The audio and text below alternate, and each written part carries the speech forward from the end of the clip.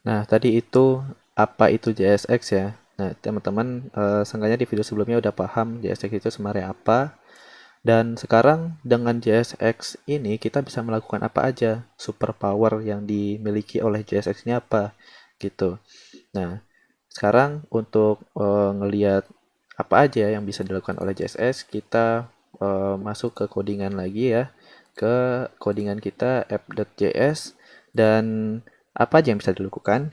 Yang pertama adalah variabel pastinya ya. Untuk variabel itu ketika kita bikin variabel, variabel itu dimasukkan ke JSX itu kayak gimana caranya? Caranya adalah misalkan kita bikin suatu variabel di sini, namanya itu adalah title. Title-nya itu Skydu Academy. Nah, kayak gini. Nah, sekarang kita mau masukin variable title ke dalam JSX. Caranya menggunakan kurung kurawal. Hello world, terus di sini title. Nah, kayak gini ya. Kalau kita save, nah itu dia muncul Skydu Academy-nya.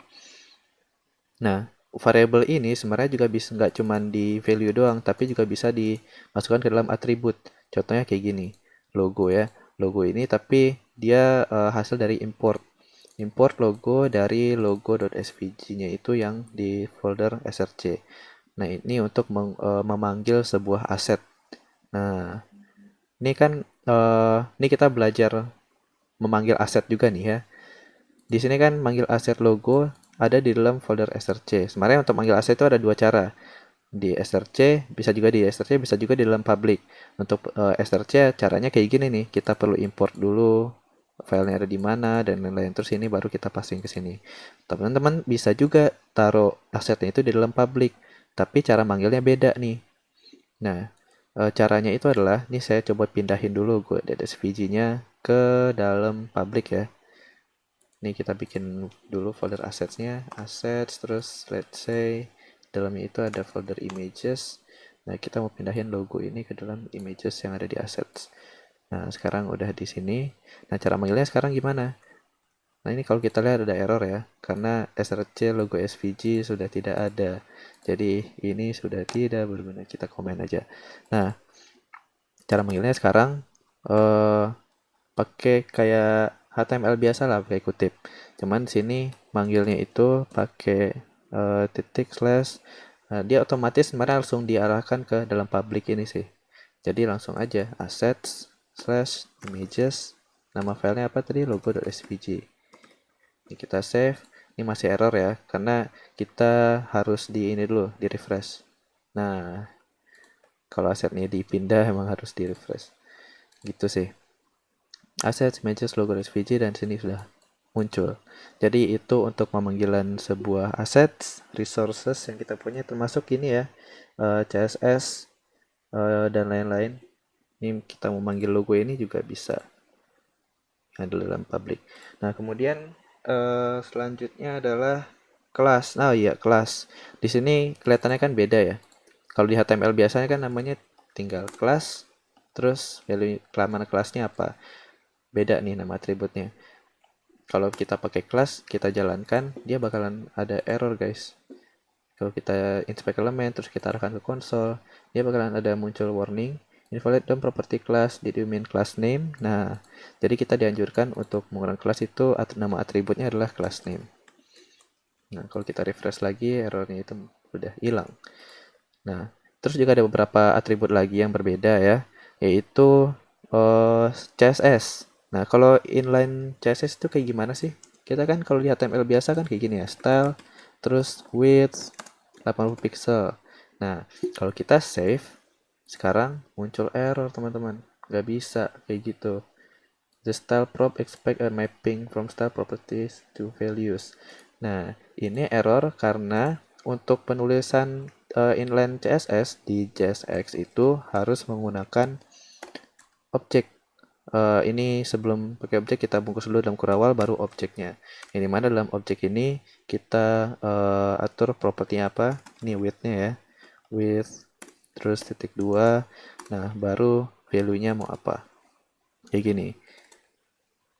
Nah, kita save. Nah, dia langsung berubah. Kalau 80 doang tanpa satuan itu defaultnya pixel ya. Nah, ini kalau kita inspect ke EMG, nah 80 pixel tuh. Tapi kalau teman-teman mau ada satuannya berarti harus dibungkus pakai string. Nah, misalkan teman-teman mau ubah bukan px tapi rem misalkan. Nah, itu pakai kutip. Gitu guys. 80 rem tuh. Jadi itu untuk CSS dan sekarang lanjut ke mapping. Oh ya, tapi sebelum lanjut ke sana, sebenarnya esnya mau ngasih tahu untuk di dalam objek ini sebenarnya kita nggak cuman apa manggil variabel doang, tapi kita juga bisa memasukkan operasi matematika di situ. Misalkan 1 tambah 1, kita save, nah hasilnya 2 gitu. Terus 5 kali 8. Nah, ini juga bisa. Yang artian ini tuh kode JavaScript, kita bisa memanggil fungsi apapun, fungsi JavaScript apapun di dalam sini. Entah itu mau manggil, mau nge-for each gitu ya. Terus mau nge-mapping, itu juga bisa. Nah, sekarang kita coba contoh untuk nge-mapping ya. Untuk bikin suatu list gitu. Misalkan saya punya objek di sini, nama objeknya itu Pokemon list.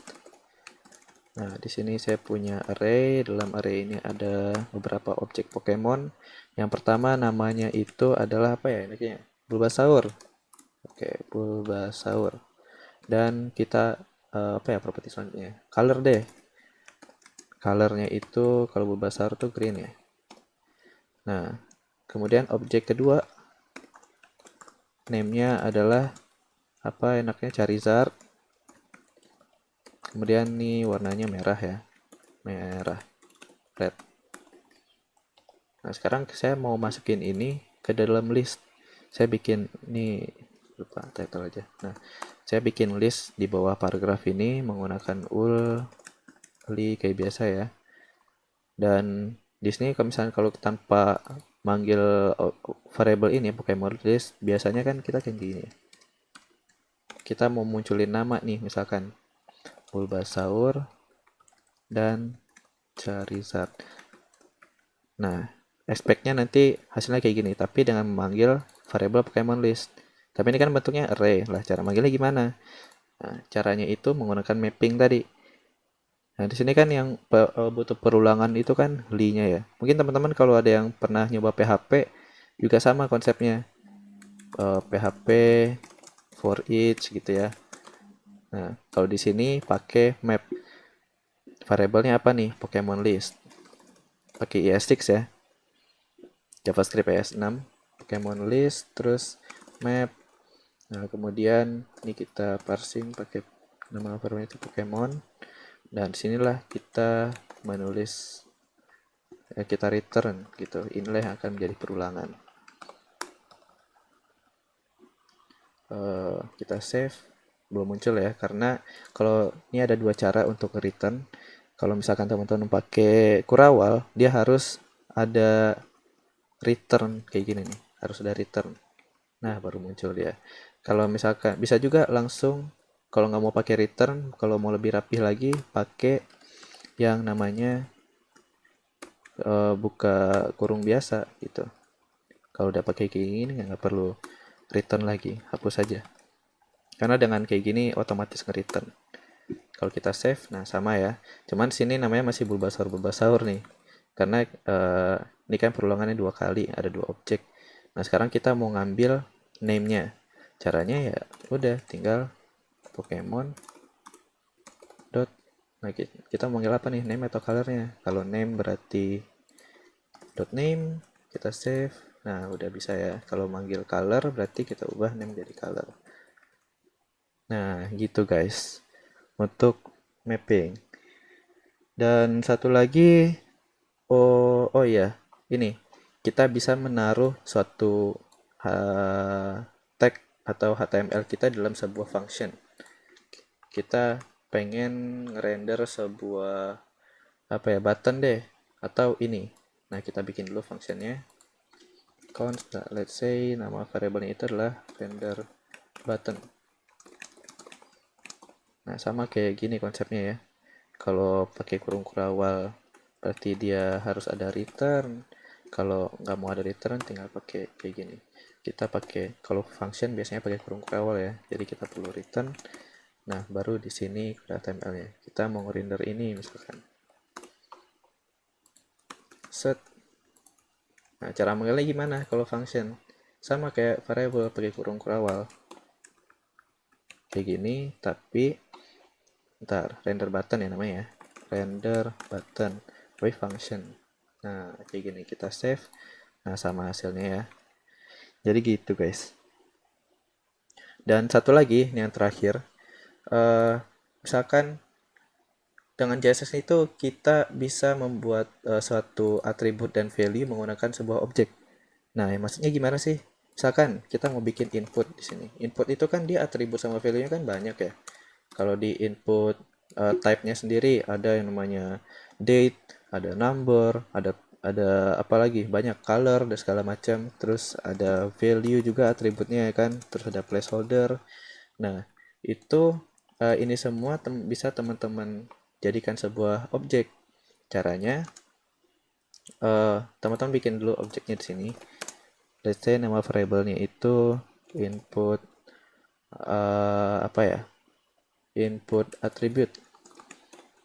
Kita bungkus pakai objek. Nah, bisa aja kayak gini, type. Type-nya apa? Text. Terus kita mau ada placeholder. Placeholdernya itu masukkan email. Ini type-nya email aja deh. Email. Kemudian apalagi require. Nah, require-nya true. Gitu misalkan. Nah, sekarang cara masukkan ini ke dalam sebuah tag jadi atribut. Ini jadi atribut nih value-nya nanti ya. Yaitu menggunakan spread titik-titik kayak gini. Ini fitur dari ES6 ya, JavaScript ES6. Yaitu tinggal titik-titik atribut input atribut oh ya. Input attr kayak gini. Kalau kita save, nah, ini kita inspect sekarang ya inputnya. Nah, itu tuh type-nya email, placeholder yang masukkan email, require. Jadi gitu, guys. Nah, harapannya di video ini sih teman-teman seenggaknya jadi familiar lah ya sama beberapa superpower dari JSX, karena ini semua yang kita bahas di video ini akan sangat-sangat berguna dan sering kita pakai nanti di video-video berikutnya. Jadi itu ya, saya coba recap lagi. Di video sebelumnya kita udah bahas apa itu JSX, dan di video kali ini kita udah bahas beberapa cara manggil variabel, terus juga manggil assets di public sama src kayak gimana, terus juga mapping sebuah list, terus juga class name ya, terus bikin style inline, kemudian apa gitu, sama atribut objek. Nah, kayak gini. Jadi itu, harapannya teman-teman nanti sudah familiar di video-video berikutnya, dan di video selanjutnya kita akan membuat sebuah komponen sederhana kita. Dan kalau gitu itu segitu aja untuk video kali ini ya. Harapannya teman-teman familiar, sudah paham. Kalau gitu sampai ketemu di video selanjutnya.